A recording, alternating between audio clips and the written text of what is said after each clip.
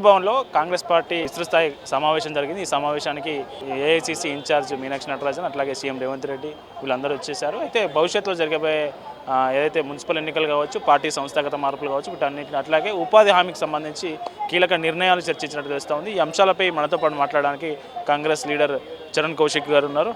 అన్న నమస్తే. నమస్తే. ఏం జరిగింది? ఉపాధి హామీ మీద యుద్ధం ప్రకటించారా? ఉపాధి హామీ పథకాన్ని ఆనాడు యూపీఏ ప్రభుత్వం ప్రతిష్టాత్మక తీసుకొని మొదటగా తెలుగు రాష్ట్రాల్లో మెదక్లో దాన్ని రూపకల్పన చేసి అనంతపురంలో ఇంప్లిమెంట్ చేశారు. అట్లాంటి ఉపాధి హామీ పథకాన్ని భారతీయ జనతా పార్టీ దేశంలో అధికారంలోకి వచ్చిన తర్వాత మూడోసారి ప్రధానమంత్రి నరేంద్ర మోడీ గారు ఆ పథకాన్ని నిర్వీర్యం చేసే ప్రయత్నం, ఆ పథకాన్ని గాంధీ గారి పేరును తొలగించి రామ్జీ పేరు పెట్టుడు.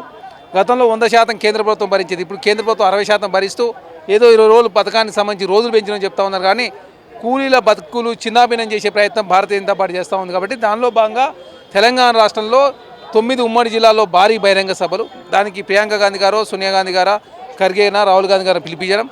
అదే కాకుండా 15 మంది మంత్రులను 15 మంది మంత్రులు 15 పార్లమెంట్లకు ఇన్ఛార్జ్ చేసుడు, రాష్ట్ర వ్యాప్తంగా ఉన్నటువంటి అన్ని మండలాలకు సీనియర్ నాయకులు ఇన్ఛార్జ్ చేసి గ్రామ స్థాయి నుంచి ఎన్ఆర్జీఎస్ పథకానికి సంబంధించినటువంటి ఉద్యమాన్ని బలోపేతం చేసే ప్రయత్నంలో కాంగ్రెస్ ప్రభుత్వం ముందుకు పోతా ఉంది. తెలంగాణ వేదిక కాబోతా ఉంది. తెలంగాణ వేదికై తెలంగాణ రాష్ట్రంలో కాంగ్రెస్ పార్టీ ఆనాడు ఎన్ఆర్జీఎస్ రూపకల్పనకు తెలంగాణ పునాది అయింది.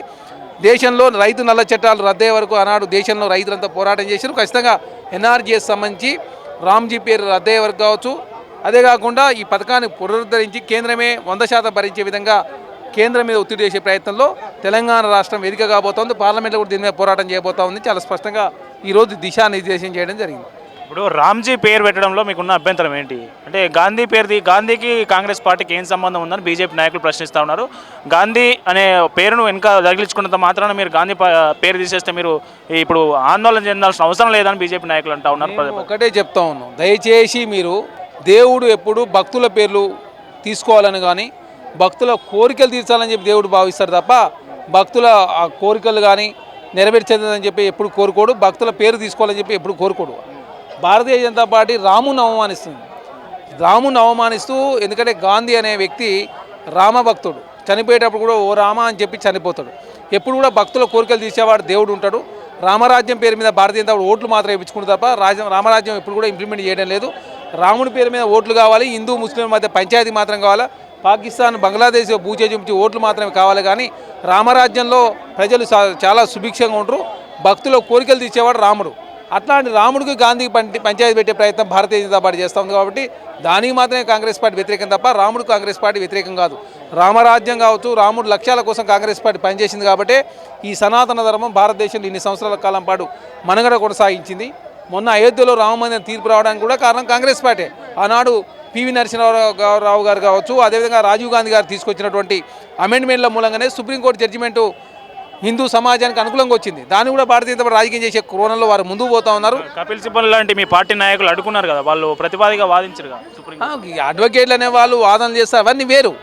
కానీ మేము తీసుకొచ్చినటువంటి ఏదైతే ఆర్డినెన్స్ మూలంగా మాత్రమే దేశంలో ఉన్నటువంటి టెంపుల్లకు వేరే చట్టాలు, రామమందిరానికి సంబంధించి ఎగ్జామ్షన్ ఇవ్వడంతో మాత్రమే సుప్రీంకోర్టు చాలా స్పష్టంగా తీర్పిచ్చిన పరిస్థితి మనం చూసినాం. కాబట్టి Bharatiya Janata party 2014లో 2G spectrum బూచిగా చూపించే అధికారంలోకి వచ్చారు. 19 కోసం బాలాకోట్, పుల్వామా, పాకిస్తాన్ బూచిగా చూపించారు. 2024లో రామమందిరం పేరు మీద ఎలక్షన్ పోయి ఈ దేశంలో 3వసారి అధికారంలోకి వచ్చారు. కాబట్టి ప్రజలంతా కూడా మార్పు కోరుకుంటా ఉన్నారు. GST సంబంధించినటువంటి స్లాబ్లు సవరణ చేయడంతో ప్రధానంగా తెలుగు రాష్ట్రాలకు తెలంగాణకు 7,000 కోట్ల రూపాయల GST ఆదాయం తగ్గింది. అదే కాకుండా ఎన్ఆర్జీఎస్ స్కీమ్ని 100% నుంచి 60% తక్కువ చేయడంతో తెలంగాణ రాష్ట్రం ఇంకా బర్డెన్ పడతా ఉంది. రైతు కూలీలను నిర్వీర్యం చేసే ప్రయత్నం, అదేవిధంగా వాళ్ళ హక్కులను హరించే ప్రయత్నం భారతీయ జనతా పార్టీ చేస్తూ ఉంది. కాబట్టి దాని మీద పోరాటం చేసే ప్రయత్నంలో కాంగ్రెస్ ప్రభుత్వం వెనుకపోదు. ఖచ్చితంగా చట్టాలు వెనక తీసుకునే వరకు కాంగ్రెస్ పార్టీ ఉద్యమం చేస్తూ ఉంటుంది. ఇప్పుడు మున్సిపల్ ఎన్నికలు ప్రక్రియ కొనసాగుతూ ఉన్నది. ఓటర్ ముసాయిదా జాబితా విడుదలైంది, తుది జాబితా విడుదల కాబోతా ఉంది. మున్సిపల్ ఎన్నికల్లో ఎట్లాంటి వ్యూహాలు అవలంబించబోతోంది కాంగ్రెస్ పార్టీ? ఎందుకంటే ఈ 2 ఏళ్లలో కాంగ్రెస్ పార్టీ ఏం చేయలేదు, ప్రజల్లో వ్యతిరేకత పెరిగింది. కాబట్టి ఈసారి పార్టీ గుర్తుల మీద జరిగే ఈ ఎన్నికల్లో మేమే విజయం సాధిస్తామని బీఆర్ఎస్, మేమే విజయం సాధిస్తామని బీజేపీ చెప్తా ఉన్నాయి. ఆ 2 పార్టీలను ఎట్లా ఎదుర్కొనబోతా ఉంది కాంగ్రెస్ పార్టీ? ఫిబ్రవరిలో ఖచ్చితంగా కాంగ్రెస్ పార్టీ తెలంగాణ రాష్ట్రంలో మున్సిపల్ ఎలక్షన్ పోబోతా ఉంది. ఎందుకంటే ఫిబ్రవరి మొదటి వారం వరకు బహిరంగ సభలు కావచ్చు, గ్రామ స్థాయి నుంచి మండల స్థాయి వరకు, కాన్స్టిట్యూన్సీ జిల్లా స్థాయి వరకు ఎన్ఆర్జీఎస్ స్కీమ్ మీద ప్రజలకు అవేర్నెస్ కల్పిస్తూ ఖచ్చితంగా ఫిబ్రవరి 2వ వారంలో మున్సిపల్ నోటిఫికేషన్ రాబోతూ ఉంది. దాదాపు 124 మున్సిపాలిటీలలో 8 కార్పొరేషన్లు హైదరాబాదు, వరంగల్, ఖమ్మం కార్పొరేషన్గా పూర్తి కానప్పటికీ కొన్ని కార్పొరేషన్లు మినహాయించి రాష్ట్ర వ్యాప్తంగా 124 మున్సిపల్లో ఎలక్షన్ నిర్వహించబోతూ ఉంది. 2023లో జరిగిన ఎమ్మెల్యే ఎలక్షన్లో కాంగ్రెస్ పార్టీ అత్యధిక ఎమ్మెల్యేలు గెలిచారు. తర్వాత ఎంపీ ఎలక్షన్లో కూడా 8 పార్లమెంట్ స్థానాలు గెలిచిన పరిస్థితి. తర్వాత కంటోన్మెంట్ సికింద్రాబాద్, అదేవిధంగా జూబ్లీస్ కూడా గెలిచారు.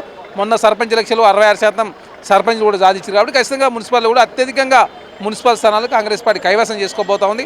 కాంగ్రెస్ పార్టీ చేసిన డెవలప్మెంటు, బీఆర్ఎస్ పార్టీ చేసిన విధ్వంసం, మిగులు బడ్జెట్తో తెలంగాణ రాష్ట్రం ఇస్తే 7 లక్షల కోట్ల రూపాయలు అప్పు చేసి నెలకు 6,000 కోట్ల రూపాయల అప్పు కొట్టి చెల్లించే పరిస్థితి దిగజార్చిన విషయాన్ని ప్రజలకు తీసుకోబోతున్నాయి. కాంగ్రెస్ పార్టీ ఇచ్చిన హామీ ఎంతవరకు నెరవేర్చినా ఏమి నెరవేర్చబోతా ఉన్నాం, భవిష్యత్తులో కాంగ్రెస్ పార్టీ ఏం చేయబోతా ఉంది, ఇవన్నీ కూడా ప్రజలకు వివరిస్తూ ఉంటే ప్రజల ఆదరణ కూడా కాంగ్రెస్ పార్టీ సైడ్ ఉంది. కాబట్టి ఖచ్చితంగా మున్సిపల్ ఎలక్షన్లో కాంగ్రెస్ పార్టీ అత్యధిక, అదేవిధంగా మున్సిపల్ స్థానాలు గెలవబోతాం. ఇది మొత్తానికి కాంగ్రెస్ పార్టీ విస్తృత స్థాయి సమావేశంలో అటు జీరామ్జీ సంబంధించి అయితే ఉపాధి హామీ పథకం పేరైతే మార్పు ఉందో ఆ పేరు మార్పుపై అట్లాగే మున్సిపల్ ఎన్నికలపై వ్యూహం రచిస్తున్నట్లు కాంగ్రెస్ పార్టీ నాయకులు చరణ్ కౌశిక్ యాదవ్ మనతో పాటు చెప్తా ఉన్నారు. కెమెరామెన్ సైదులతో కరుణాకర్, గాంధీ భవన్ నుంచి.